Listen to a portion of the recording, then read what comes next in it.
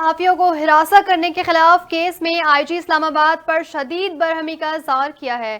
Supreme court میں صحافیوں کو ایف آئی اے نوٹس اور ہراساں کیے جانے کے خلاف کیس کی سماعت ہوئی۔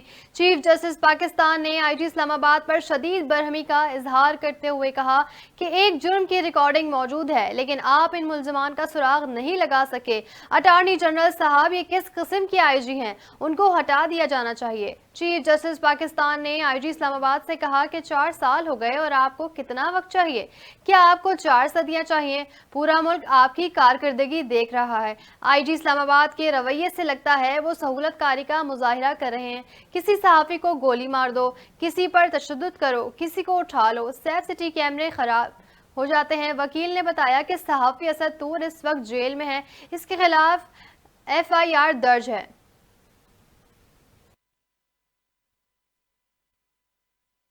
نیوز اسٹوڈیو سے فی الحال اتنا ہی۔